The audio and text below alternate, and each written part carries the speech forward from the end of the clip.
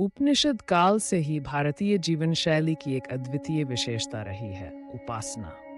ये उपासना मार्ग हर भारतीय ने किसी न किसी रूप में अपनाया है, चाहे वह सगुण हो या निर्गुण, नवधा भक्ति हो या साधना का मौन मार्ग। यही उपासना, इसी ध्यान भावना ने भारतीयों को मानसिक शांति और आध्यात्मिक उन्नति का ऐसा मार्ग दिया है जो हर जाति, हर धर्म, हर आयु के लोगों को एक समान रूप से अपनाने लायक लगता है। भगवद प्राप्ति की इसी मार्ग ने उपासकों को गृहस्थी में रहते हुए भी साधक बना दिया। मार्ग अनेक हो सकते हैं, परंतु लक्ष्य सदैव एक ही रहा है, परमेश्वर की प्राप्ति। विभिन्न आध्यात्मिक पथ उसी सत्य की खोज न करने में मददगार होते हैं। आज भी हर घर में, हर मन में गूंजता है।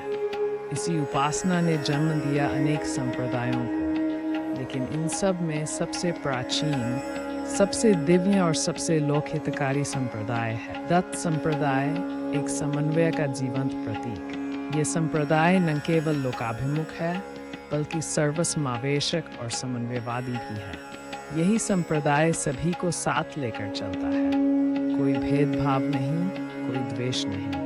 इस दत्त परंपरा का मूल ग्रंथ है श्री गुरु चरित्र, और इस परंपरा की दिव्य शुरुआत हुई स्वयं भगवान दत्तात्रेय से।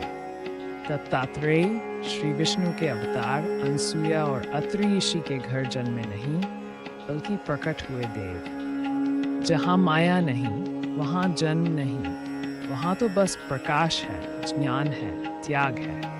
दत्त संप्रदाय का आधार ही है त्याग और सेवा।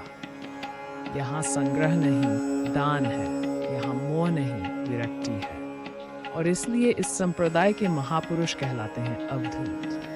हर भक्त के मन में एक ही इच्छा होती है, क्या मुझे कभी मेरे आराध्य का दर्शन होगा। उस एक झलक के लिए भक्त अखंड नामस्मरण में लीन हो जाता है। उसके लिए चाहिए विवेक और वैराग्य की दुर्गुण और नामस्मरण की नाव। बस एक बार उस नाव में सवार हो गए तो उपासना का बल आपको भवसागर पार कराने में कभी असफल नहीं होगा। परमेश्वर का वास कहीं बाहर नहीं, वो तो आपके हृदय के मंदिर में ही बैठा है। जैसे ही ये बोध होता है, उपासना आशीर्वाद की वर्षा बनकर उतरती है। सच तो ये है, इस दुर्लभ मानव जीवन की फलश्रुति केवल और केवल भगवद उपासना में ही छिपी है।